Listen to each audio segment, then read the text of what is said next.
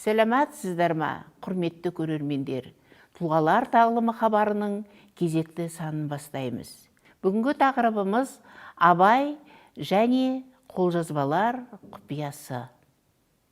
Студия қонағы Мұхтар Әуезов атындағы Әдебиет және өнер институтының ғылыми қызметкері, филология ғылымдарының кандидаты Төрәлі Қыдыр. Хош келдіңіз, Төрәлі мырза. Төрәлі мырза, биыл Абай Құнанбайұлының 175 жылдығы. Енді сіздің осы ұжымдарыңыз, институттарыңыз қандай жұмыстар жүргізіп жатыр дегенде, тақау арада сіздер Абайдың мұрасындағы қолжазбалардың құпиясын ашып, зерттеп, зерделеп халыққа ұсындыңыздар. Ал енді мен сізге мынандай сұрақ қойғым келіп отыр. Абайдың мұрасы кеңес дәуірінде зерттелді. Жан-жақты болмаса да, саясаттан асып кетпесе де, біраз жұмыстар жүргізілді. 2 томдығы жарыққа шықты. Енді сіздердің осы жасап жатқан қолжазбалардың құпиясы неде? Қандай айырмашылық бар сол 2 томдықтан? Сіздер 3 томдыққа айналдырыпсыздар. Осыған тоқталыңызшы. Жақсы, рахмет, Салтанат ханым. Жаңа дұрыс айтып өттіңіз. Биыл еліміз болып, Хакім Абайдың 175 жылдығын атап өттік. Мына індет болып, сәл кейбір шаралар көрінбей қалғанымен де, негізі онлайн режимде біраз Абайдың іс-шаралары өтті. Енді әр халықтың өзінің ұстайтын ұстанымы болады. Бізде енді Абай себебі қазақ ұлтын біріктіретін дара тұлға. Оны барлығымыз мойындаймыз. Енді жаңа өзіңіз айтып өткендей, Абай шығармалары 1909 жыл алғаш рет тасқа басылған болса, тас баспа ретінде халықтың қолына тиген болатын болса, одан бері қарап араға 10 жыл салып, 15 жыл, 25 жыл салып, жарық көріп отырған, біз білетін соңғы несі 1977-1995 жылы мына Абайдың 150 жылды қарсаңында шыққан еңбектер, өзіңіз айтып өткендей, негізінен 2 том болатын, 2 кітап болатын. Ол бір қалыптасқан жүйе еді. Яғни бірінші томында өлеңдері мен аудармалары, екінші томға қара сөздері менен поэмалары кіретін еді. Біз осы былтыр институтымызда осы мәселені қарап, келесі жыл Абайдың 175 жылдығы, біз сол 100 мерейтойға қандай дүниемен барамыз дейді мәселе төңірегінде институт басшылығы, Кенжехан Исламжанұлының басшылығында біраз абайтанушылар бас қосып, осыны бір талқыланды сол жерде. Сосын бұрыннан келе жатқан дәстүрлі 2 томды сол бойынша қалдырамыз ба, жоқ әлде оны ары қарап жетілдіреміз ба, заманның сұранысына қарай, табылып жатқан мына қолжазбалар, жаңалықтарға қарай сәл көлемін ұлғайтамыз ба дейтін мәселелер сонда айтылды. Енді бұл жинақты шығарардан бұрын бірінші құрам жасақталды. Осы томға, ол құрамның басында белгілі абайтанушы ғалым Абыз Ақсақалымыз, филологияның доктор, профессор Мекемтас Мырзахметұлы ағамыз тұрды, бүгінде 90-ның төрінде. Одан кейін 80-нен асқан Сейіт Қасқабасов ағамыз, сосын одан кейінгі буын Тұрсын Жұртбай ағаларымыз, Қанипаш Мәдібаев апаларымыз, одан кейінгі Тұрсынжан Шапай, Кенжехан Исламжанұлы, Серқазы Қорабай секілді белгілі абайтанушылар осы мәселеге бағытталды. Солардың құрамында жастар ретінде бізде де қосты. Біздің ерекшелігіміз мына шығыс қолжазбаларына, шығыс тілдерін еркін бойлайтындығымыз көңілдерінен шықса керек. Осындай белгілі ғалымдардың қатарына бізді қосқаннан біз өте қуандық. Сол жерде алғашқы ғылыми кеңесте осы мәселе қаралып, 2 том қыламыз ба, жоқ одан да кеңейтеміз бе дейтін мәселелер төңірегінде біраз сөздер айтылды. Сосын мүмкін 5 том жасармыз дегенде дүниелер болды. Бірақ жұмыс жүрген уақытта бұл мәселенің ішіне кірген сайын алға қойған мақсаттар да анықтала бастады. Соңында 3 том қылдық. Енді бірінші томға негізінен Абайдың өлеңдері кірді. Өлеңдері, аудармалары толығымен сол томның ішіне сыйды. Екінші томға Абайдың поэмалары, қара сөздері, сондай әндері кірді. Бірінші рет әндерін осы белгілі ғалым Еркін Шықманов ағамыз соны 24 әнін ішіне кіргізіп, оған түсініктеме жазып, таза бір академиялық басылым ретінде дайындады. Енді үшінші томға, себебі Абайдың текстологиясын қараған уақытта міндетті түрде біз қолжазбаларға келіп тірелеміз. Бізге белгілі тек осы уақытқа дейін ел арасында көп айтылып жүрген Мүрсейіт Бүкіұлының 3 қолжазбасы ғана бар еді. 1905, 1907, 1910 деп келген. Расында да Мұхтар Әуезов бастаған осы академиялық толық шығармалар жинағын шығару сол кісіден басталған болатын болса, негізінен осы 3 томға көбінесе арқа сүйелетін. Ал енді біз осыларды зерттей келе, Абайдың шығармаларының қолжазбасын зерттелей келе 12 қолжазбаны таптық. Оның алғашқысы 1897-ге барып тіреледі. Ол кезде Абайдың өзі тірі. Ал енді Мүрсейіттің қолжазбалары 1905 болатын болса, Абай дүниеден өткен көшірмелер болып есептеледі ғой. Сөйтіп, Садуақас Шормановтың, Князь Худашевтың қолжазбалары, Мүрсейіттің 3 қолжазбасы, Шеряздан Марсековтың, Төлеу Түгелбайұлының қолжазбалары, Ахат Шәкәрімұлының, Мағауия Ибрахимұлының, сондай анонимдік 3 қолжазба, анонимдік авторы белгісіз бір Абайдың шығармаларының көшірген қолжазбалары. Осының барлығын институт басшылығы қорымызға алып келді, біздің алдымызға келіп қойды. Біз әр қайсысын қарадық бастан аяқ. Тіпті кейбір жерлерде сол қолжазбалардың жазылу сырына қандай сиямен жазылды. Себебі бір қолжазба бастан аяқ бір кісіге тиесілі ме, жоқ әлде 2 адамға тиесілі ме? Ондағы әріптер қадым үлгісінде ме, жадид үлгісінде ме? Ал енді араб графикасының қай үлгісі, төте жазуда ма, жоқ өзгертілген түрде ма? Біз осының барлығына бір сараптама жасадық. Сөйттікте бұл енді 3-ші томды Абай қолжазбаларының ғылыми сипаттамасы деп бердік та, оның жалғасына алғаш рет 1909 жылы Санкт-Петербургта басылды ғой. Сол басылым. Соны, Тұрағұл мен Кәкітай. Бұл 1909 жылы басылған. Бұл алғашқы басылым. Соны біз арабша нұсқасын, факсимилиясын, сосын бүгінгі кирилл әрпіндегі таңбаланғанын бердік. Сөйтіп, 3-ші том, былайша айтқан уақытта таза ғылыми ортаға арналады. Абай мұрасына қызығушыларға арналады. Себебі 2 том, шын мәнісінде осы 3-ші томның жемісі. 3-ші том бұл таза қолжазбалар, сол қолжазбаларда құпиялар, солардың бәрін ашып, 1-ші том мен 2-ші томда жабдықтадық. Төрәлі мырза, енді бұл халқымыздың керемет рухани байлығы ғой. Бұл үлкен қуаныш біздің халық үшін. Әсіресе 3-ші томдық жаңағы қолжазбалардың әртүрлі қолжазбалар бар. Олардың ерекшеліктері қандай? Жалпы жаңа айтып өткендей, бүгінде Абай шығармалары көшірілген 12 қолжазба бар дедік. Бірақ сол қолжазбалардың әрқайсының өзінің бір тарихы бар. Бұлар енді ана Мүрсейітке дейінгінде тауып отырсыздар ғой. Әрине. Осы уақытқа дейін ғылымда сол Мүрсейіттің 1905 жыл қолжазба болып есептелетін. Бірақ біз оны қарадық, ол 1905 емес, 1906 жылы жазылған екен. Бірақ кезінде мүмкін қолжазба танушылар, ол хусни хатшылар несіне терең бойламаған болу керек, 1905 деп сол бойынша ғылымда кетіп қалған. Бірақ біз қарап отырсақ, бұл қолжазбаның 1906 жылы көшірілгендігін қарадық. Тарихы ашылып жатыр ғой. Тарихы ашылды. Сондай-ақ мынау Төлеуұлы, Түгелбай Төлеуұлы деп жүргеніміз шын мәнісінде Төлеу Түгелбайұлы болып та шықты.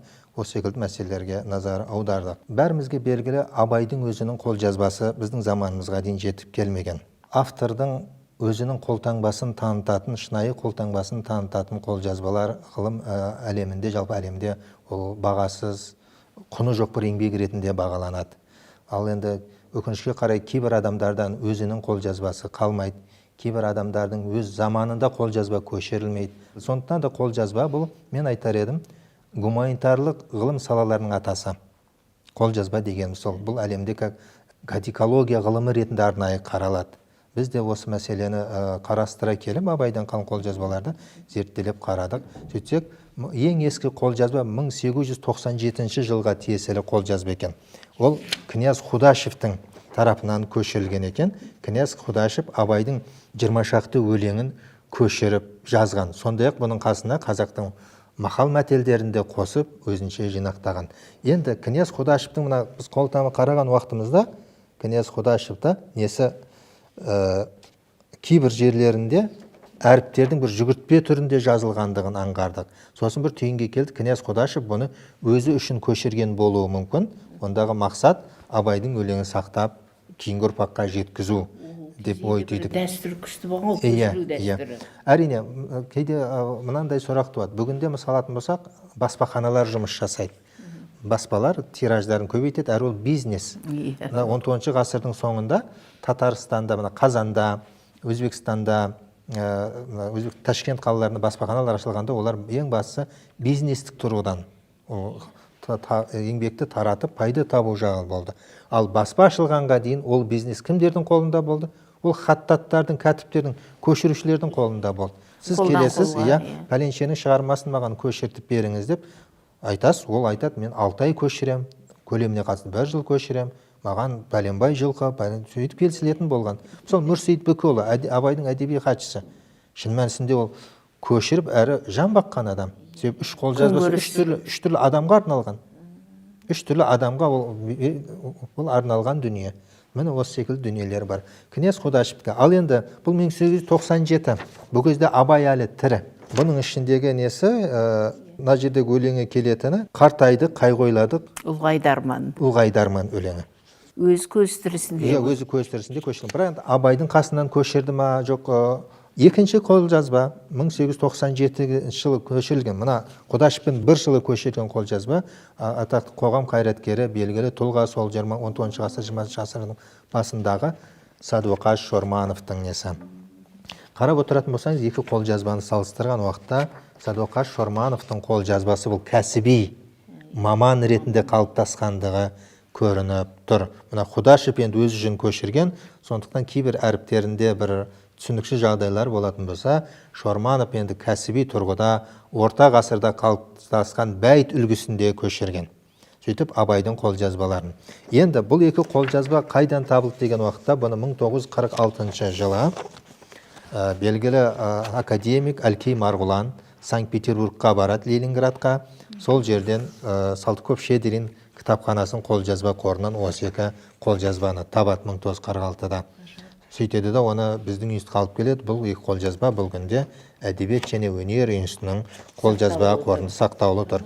Енді Садуақаш Шормановтың қолжазбасы онда қалай жүр деген уақытта Садуақаш Шорманов жазады. Жұрттар маған айтты дейді, сіздің қолыңыздан жазу сызу келеді. Неге сізде бір қазақтың өлеңдерін құрастырып, басып шығармайсыз? Әрі қазақ танылатын еді, қазақтың сөз өнері жайылатын еді дегенде, бұл соны қолға алған. Бұнда Абайдың өлеңдерінен бөлек басқа ақындардың қазақ ауыз әдебиетінің үлгілері де көшірілген. Шорманов айтады, бұл менің кітабым алғашқы болғандықтан бұған басшы деп ат қойдым дейді бұл қолжазбаға. Сөйтіп оны Санкт-Петербургқа алып барады. Ол кезде атақты Мелиоранский тірі, кафедра меңгеруші, сол кездегі Санкт-Петербургтағы университеттің сонымен бастырамыз деп жүрген уақытта өкінішке қарай Садуақаш Шорманов ауырып қалады да, кетіп қалады. Бұл қолжазба Мелиоранскийдің тартпасында жатып қалады, іздеуіш жоқ болғаннан кейін. Сосын бертін келе ол неге қолжазба қорын өтіп кеткен. Кейде ойлайсыз, шіркін, Садуақаш Шорманов ауырмағанда біз 1909 жылы емес, Абайдың көзі тірісінде-ақ өзі шығармалары басылып шығатын еді ғой деп кейде бір адам ойға беріледі. Ал енді одан кейін біз қазір қолжазбаның хронологиялық тұрғыдан айтып келіп жатырмыз ғой. Одан кейінгі ең ескі қолжазба, мына ғылымда Мүрсейіт Бүкіұлының 3 қолжазбасы бар дедік, 1905, бірақ 1906 жылы екен. Сол 1906 жылы көшірілген. Береді, сіздердің ұжымдарыңыз, сіздер зерттеп отырып, 6 жыл екен. Оны нақтыландық, себебі ол жерде хижри бойынша да айтады. Хижри бойынша 1314 қой деймін, қазір ұмытпасам. Милади бойынша біздің жыл сонымыз 1906 жылы Абайдың баласына көшірілген. Мүрсейіт көшіріп жазып берген бұл қолжазбаны. Бұл қолжазба енді 1906 жылы көшірген, 1907 жылы тағы көшірген Мүрсейіт, 1910-да көшірген. Енді бұл қолжазбалар 1897-1910-дағы қолжазбалар, бұлар қадым үлгісінде жазылған. Қадым үлгісі дегеніміз кезінде орта ғасырда Яссауидің, Бақырғанидың, Рабғозидің еңбектері қалай көшірілген болса, мынада да сондай. Бұндағы қадым үлгісінің бір ерекшелігі, араб парсы сөздері қалай жазылса, мұнда да тура солай жазылып отырған. Яғни соны Мүрситтің 3 қолжазбасында біз зерттедік.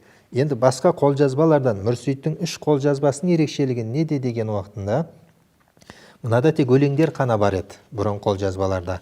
Мүрситтің 3 қолжазбаларында Абайдың қара сөздері де кірген. Бірақ ол жерде қара сөз деп бермейді. Жалпы қара сөз деген атаудың өз кейіннен қолданған. Абайдың қара сөздері ол жерде китабын ақли, ақыл кітабы, китабын тасдиқ, иман кітабы, насихат, 4-ші Сақырат хакімнің сөзі болып берілген.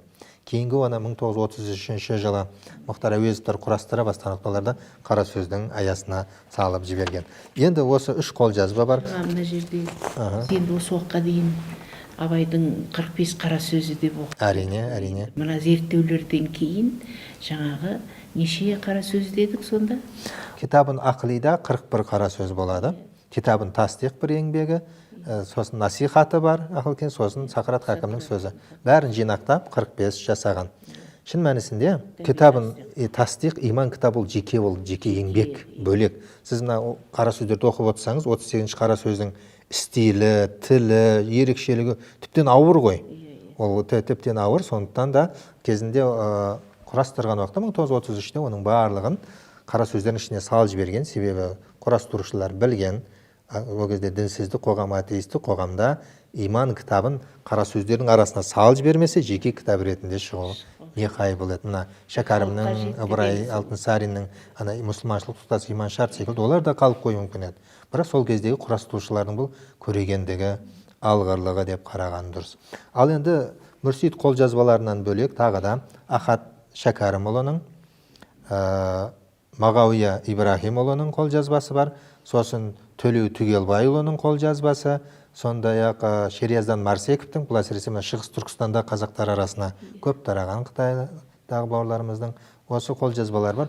Одан бөлек авторы белгісіз 3 қолжазба. Міне соның бірі қазір біз алып келдік, міне авторы белгісіз қолжазба. Біреуін енді Тұрсын Жұртбаев ағамыз айтып жүретін Жақыпов Аманжан тарапынан өткізілген екен. Ал енді екінші қолжазбаның тіпті авторы белгісіз. Бұл жерде Абайдың өлеңінен бөлек Шәкәрімнің, Мәшһүрдің, Шәді Жәңгірұлының шығармаларда қатар көшірілген болып тұр. Енді бір үшінші анонимдік қолжазба, бұл бізде мына орталық авторы белгісіздер ғой сол. Иә, көшірушілері белгісіздер. Көшірушілері белгісіздер. Кім өткізгені белгісіз болып тұр ғой. Иә, қорға түскен, көшірушіде тарихы да белгісіз, бірақ Абайдың өлеңдері көшірілген. Сол тұрғыдан болып тұр. Ал енді үшінші бір қолжазба, біз оны қарадық, орталық мұрағатта екен. Бұны Пакизат Әуеспаева дейтін жақсы қолжазба танушы, араб танушы апайымыз бар. Сол кісі қарап, сондағы әрбір әріптің жазылу ерекшелігіне қарап отырып, оның Мүрситтің 4-ші қолжазбасы болуы мүмкін дейтін тұжырымға келдік. Себебі өте ұқсас жаңағы әріптердің таңбалануы. Бұл жерде расында шынайы мәтін танулық, қолжазба танулық, жаңағы шеберліктер, тәжірибелер қажет болады. Сол бойынша біз қарадық та, соның нәтижесінде Мүрсит бүкі ұлына телінген қолжазба деп қана сөйтіп көрсеттік. Бірақ алғашқана 1907-6-10-нан айырмашылығы мұнда аздап Ахмет Байтұрсыновтың төте жазуының ықпалы бар. Себебі біз білеміз, 1910 жылдан бастап Байтұрсынұлы өзінің төте жазуын насихаттай бастады. 1912 жылы оқулық шығарды. Сол оқулықтан бастап төте жазуы біртіндеп қадым әліппесін ығыстыра бастады ғой, жәдиттік тұрғыдағы. Сол екеуінің ортасындағы жазылған дүниелер. Мен айтып өткен 12 қолжазбаның ішіндегі біразы қадым үлгісінде жазылса, Шерияздан Марсеков, Төлеу Түгелбайұлы, Ахаттың қолжазбалары бұлар таза жәдиттік, яғни бір дыбысқа бір таңба қағидасы негізінде көшірілген қолжазбалар. Жалпы бұл қолжазбалар зерделеу, біз жай ғана қазір сипаттамасын беріп ішіне кіргендей болдық, ал терең бойлау әлі де қажет етері анық.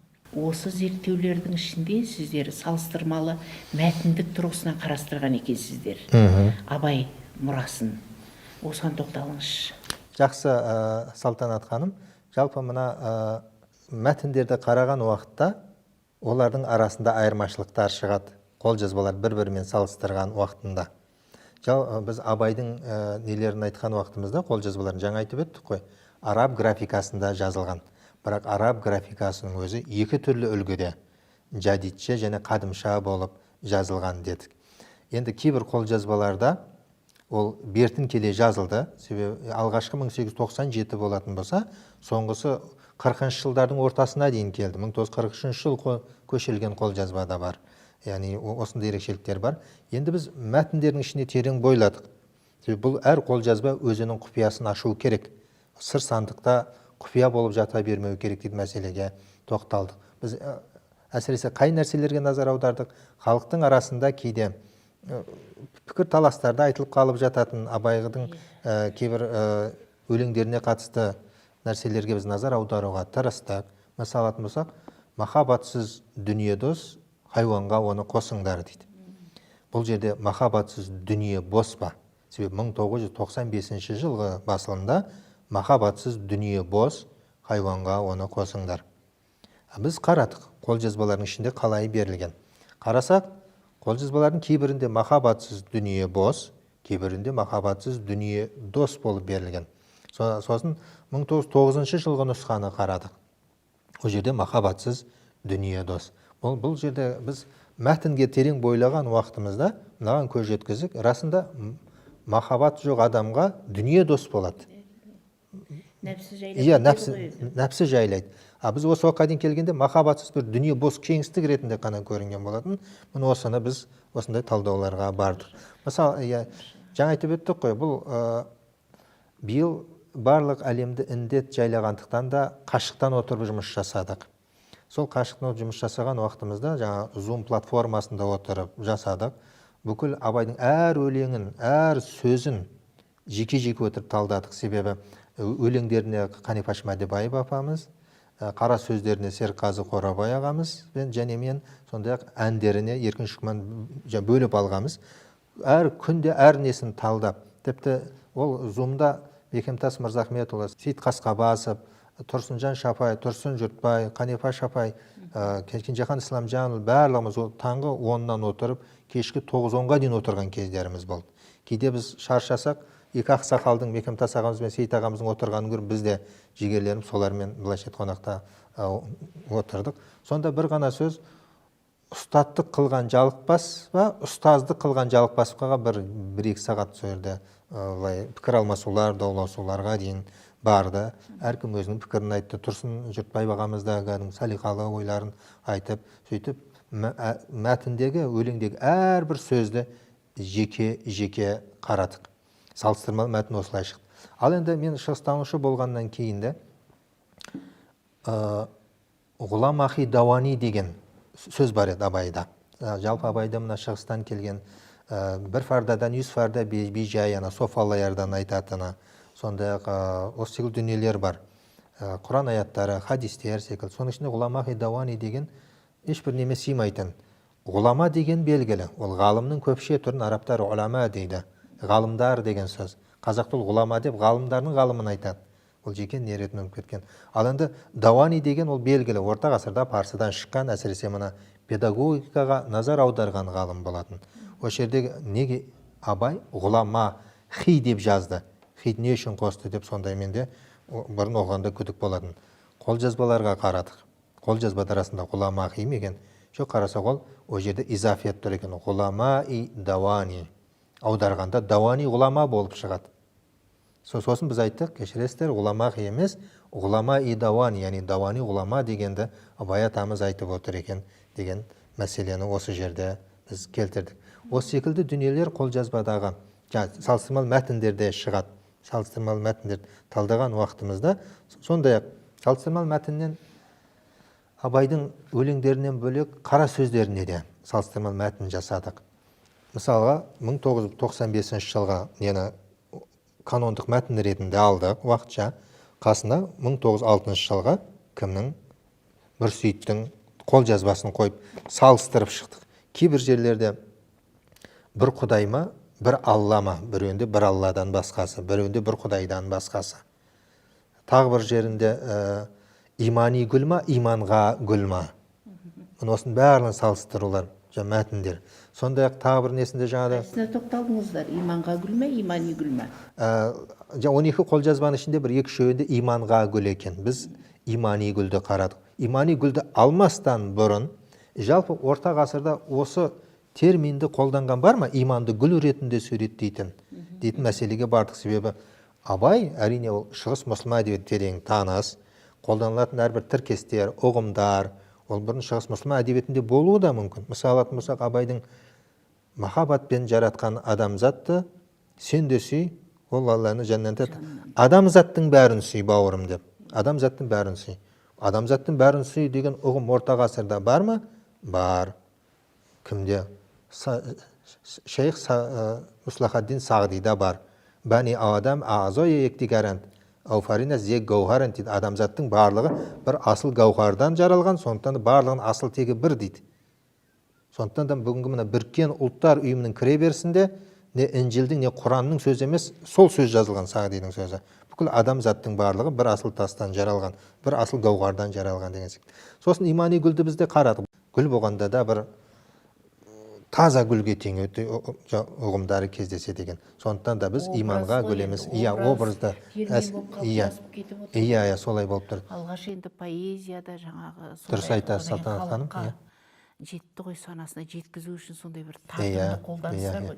Бейнелі сөздер. Бейнелі сөз, міне дұрыс айтасыз, Салтанат ханым. Сол бейнелі сөздер. Сондықтан бұны имани гүл деп қалдырдық. Енді тағы бір мәселе болды. Бұл текстологиялық салыстырмалы мәтін жасаған уақытымызда, мәтін тану еңбекте Абайдың 38-ші қара сөзін жіті қарадық. Былайша айтқан уақытта оны микроскоппен қарадық десек те болады. Себебі іші толған ол біріншіден тілі, ей жүрегімнің қуаты фарзантларым деп басталады. Тілінің өзі бұрындар біздің ата-әжелеріміз татар тілі дейтін. Татар тілі емес, ол түркі әдеби тілі қадымша жазылған. Соның ішін бәрін қарадық. Іші толған араб сөздері, парсы сөздері, түрки сөздері, одан бөлік терминдар, қасиет Құран аяттары, пайғамбар хадистері, әулиелердің сөздері, софалар секілді. Бұны айттық, бірінші бұны аудармастан бұрын транскрипция жасайық. Себебі қалыптасқан дәстүр солай. Қолжазба табатын болсаңыз бірінші кезекте, оны сіз транскрипциялап шығасыз. Мына әріпіне ғана аударасыз. Бірінші транскрипция жасадық, сосын аудардық. Аударған уақытта да қазақтың ұғымына жеңілдетіп, оны жеңілдетілген мәтін ретінде бердік. Бұрындар 1977-95 жылдардағы басылымдарда, онан алдың басылымдарда тек қана қалай тұр солай ғана бере салатын болған. Біз оны жеңілдетілген мәтін деп қара сөздермен бірге бердік та, түсініктемеге транскрипциясын бердік. Яғни шын ғалым адамдарға несі тұр, транскрипциясы тұр, ал қарапайым оқырманға жеңілдетілген мәтін түрінде бердік те, әр қайсының астарына жасадық. 1907, 1906, 1910 жылға, себебі Абайдың қара сөздері осы үш қолжазбада бар. Қалған қолжазбаларда ол қара сөздер келмейді. Осының бәрін қарап отырып, салыстырмалы мәтін жасадық. Бір жерде, мысалатын болсақ, келділер, біреуінде келді, мысалатын болсақ, біреуінде және, біреуінде яна. Соның бәрін салыстырмалы мәтіндер жасап, салыстырмалы түрде қылдық. Біз басында ойлап едік, ғылыми кеңес талқыланған уақытта 5 том жасаймыз дегенбіз. 5-ші том таза салыстырмалы мәтін болады. Мысалы болсақ, 1906 жылғы Мүрсейітте махаббатсыз дүние дос, 1907-де махаббатсыз дүние дос, Шерездан Марсекте махаббатсыз дүние бос. Таза салыстырмалы мәтін жасаймыз деп, бірақ оны кейінге қалдырдық себебі. Созылып кетеді. Тағы да созылатын болды. Әрі зерттеушілер де ішіне тереңірек бойлау керетін болды да, қазірше осыменен тоқтаттық. Бірақ бұл әрі де жалғасын табатын болады. Әрбір мәтіннің, әрбір сөздің астарына терең үңілетін боламыз бұйыртса.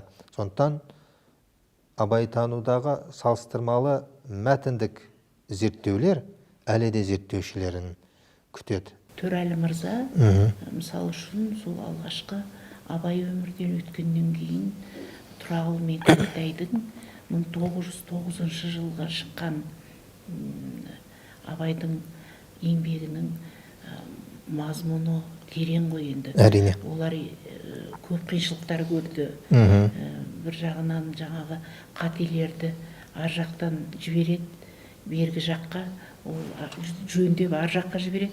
Бір соның өзі шығу үшін де 3 жылдай уақыт өткен сияқты. Әрине. Біраз қиындықтар болды енді. Сол шыққан Абайдың шығармашылығынан осы өзгешеліктер бар ма? Соны сіздер пайдаландыңыздар ма? Сол еңбекті ұқсастықтары бар ма? Әлде бір тағы да қостыңыздар ма деп енді қалай айтуға болады? Жақсы. Бір айырмашылықтар болады ғой енді. Ол кезде тіпті Абайдың көзін көрген адамдар, өлеңін жатқа білетін тұлғалар тірі. Осыған тоқталыңызшы. Жақсы, дұрыс айтасыз Салтанат ханым. Жалпы Абайдың алғашқы шығармалар жинағы сол 1909 жылы Санкт-Петербургтағы Восточная баспаханасынан, Бараганскийдің сол жерде басылды. Біз айтып өттік қой, Садуақас Шормат 1897-де алғаш рет сонда бастырғысы келген, бірақ сырқаттанып қалуына байланысты ол іс аяқсыз қалып еді. Енді бұрынғыдай қолжазба қалпында тарайтын дүние өтті. 19 ғасырдың соңы, 20 ғасырдың басында баспаханалар пайда болды. Тас баспа түрінде шығаратындар. Сөйтіп, сол бойынша ел арасына танылғысы келгендер, еңбегі тарағысы келгендер баспахананың жүгіне жүгінді. Былайша айтқанда 19 ғасырдың басында баспаханалар әрі бизнестің, әрі руханият жолында қатар жұмыс жасады. Енді Абай дүниеден өтті 1904-те. Мұрасы өлмеу керек. Әрине, әркім келіп, Мүрсейіт Бүкіұлына сол секілді қолжазба көшіретін кәтіптерге, хаттаттарға жүгініп, сейін төлеп, ақысын төлеп, өзіне көшіртіп алып отырды. Бірақ ол өте баяу жүрді. Себебі бір адам бір қолжазбаны көшіруге кем дегенде 1-2 ай уақыт кетеді. Бар күшімен жұмсағанда 6-ақ нұсқасын не қылуы мүмкін. Ал мұнда қанша қазақ халқы күтіп отыр, осыны көздеген Кәкітай Ысқақұлы менен Тұрағұл Абайұлы екеуі осыны бастырудың жолына кіріскен. Ол кезде байланысты нашар, ол кезде баспаханада енді дамып жатыр. Сонау қолына қаражат жинап, Санкт-Петербургқа барып бастырған уақытта да ол кездегі баспаханада отырғандар әрбір әріпті жеке-жеке тас баспа болғаннан кейін, бүгінгідей компьютер жоқ, әрқайсысын жеке-жеке қалап жасайды ана жерде. Кейде бір краскасы төгіліп кететін жерлері болады, бірақ соны ұқыппенен 1909 жылы кімдер шығарды. Енді бұл ненің ерекшелігі неде деген уақыттарда бұл басылым ең алғашқы басылым ретінде ерекше. Екіншісі қадым әрпінде жазылды. Қадымның. Бірақ әрине мәтінде бір 10-15% жадиченің әсерлері де бар. Себебі жайтының орнына қатты тыны беру секілді араптың, жайсының орнына жуан сыны беру секілді сондай дүниелер болды. Бірақ алғашқы басылым қадым әрпінде басылған дүние болып есептелді. Енді бірақ бұл жерде ескеретін дүние Абайдың өлеңдері қана қамтылды. Қара сөздері бұның ішіне кірген жоқ. Поэмалардан 2 поэмасы кірді. Ескендір менен жаңағы Масғұт поэмасы. Мұны осы секілді дүниені 1909-да алып барып басты. Бұл сол кездегі қазақ қоғамында үлкен бір сілкініс алып келді. Сосын Омскауидің насихат Қазақияда Абайдың кейбір өлеңдері басылды сол жылы, бірақ мынау Абайдың алғашқы шығармалар жинағы ретінде басылды.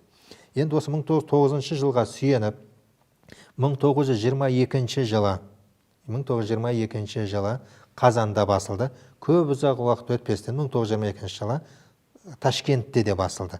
Бұл 3 басылым 1909-1922 жылғы Қазан баспасы, сосын Ташкент баспасы, бұлар сол қадым үлгісінде жазылғандығымен, жарық көргендігімен ерекшеленді. Сосын 1933 жылы Әуезовтің несіменен латын харпінде басылды. Сосын 2 рет латында басылды да 1939-1940 қой дейм шатаспасам.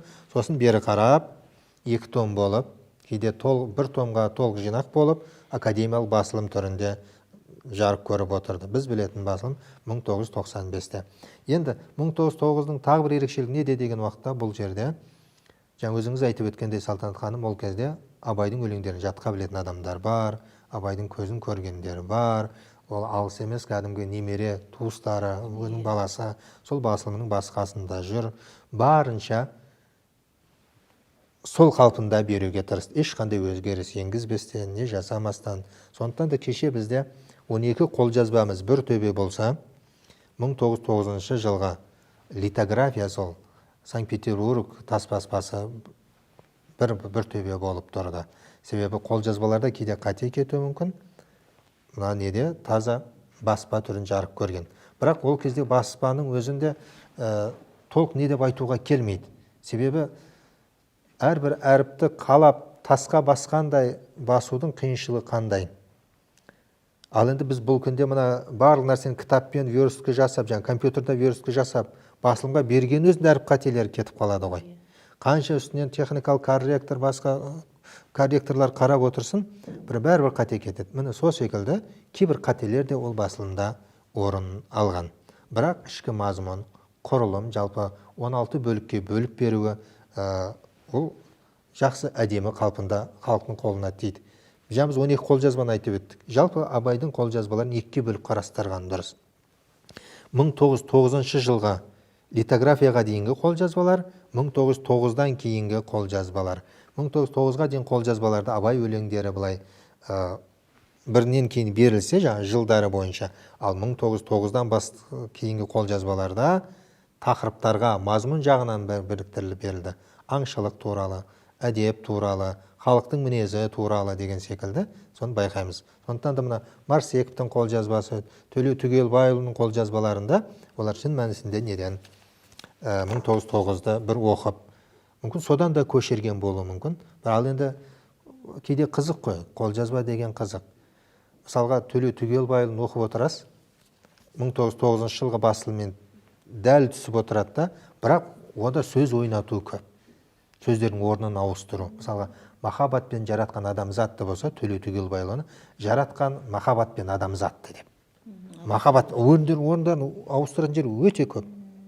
Кейде ойлады, бұл Төлеу Түгелбайұлы не үшін олай берді дегенде, бізде директор Кенжехан Исламжанұлы айтады, ол кезде Абайдың өлеңдерін әнге салып айтатын болған.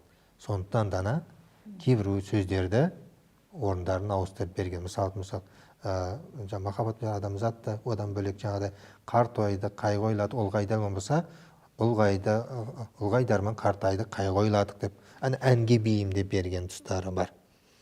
Жаңа сіз салыстырма мәтін жақсы айтып өттіңіз. Жалпы қартайды, қайғы ойладық, ұйқы сергек да біз білетініміз.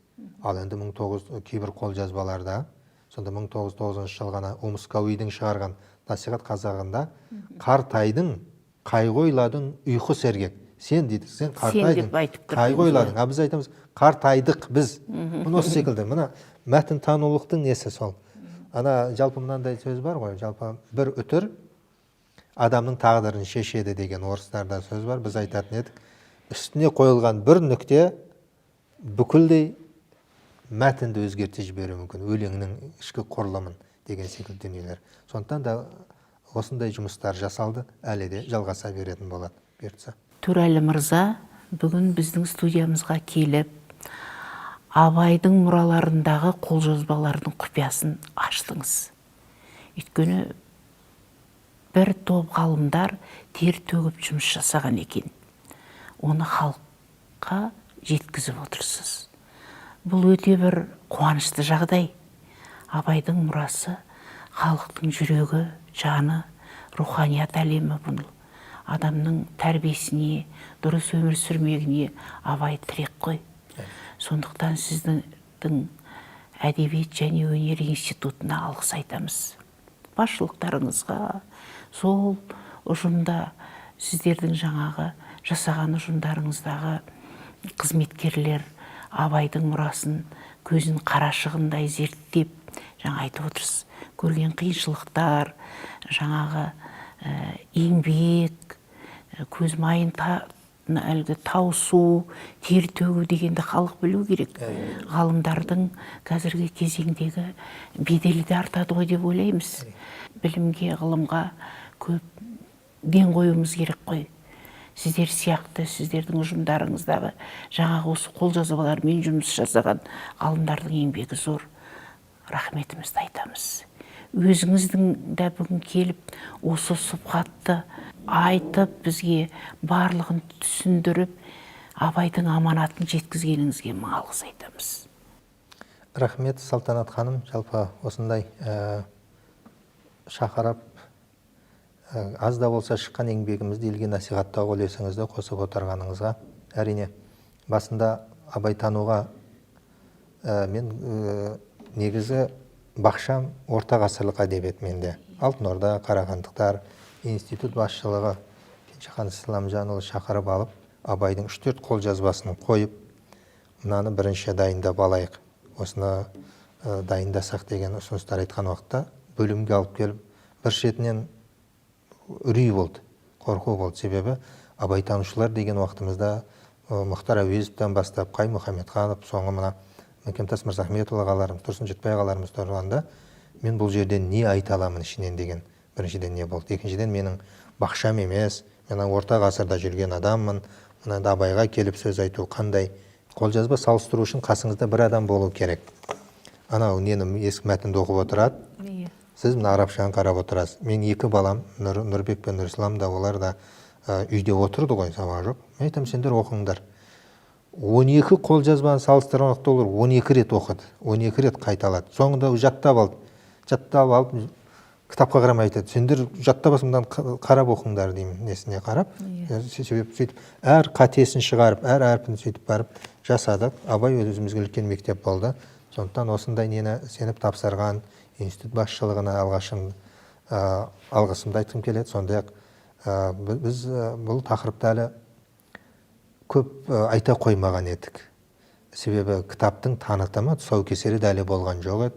Соны сіздер қолға салып, осында айтып, алғаш рет танытуға себепкер болып отырған сіздерге мына осы бағдарламаларыңызға үлкен алғысымды айтамын. Бұл халықты руханият жағынан ояту жолындағы ағартушылық жұмыстарыңызға сәттіліктер тілеймін, аман болайық. Көп рахмет сіздерге. Құрметті көрермендер, осымен тұлғалар тағылымы хабарын аяқтаймыз. Сау, сәлемет болыңыздар.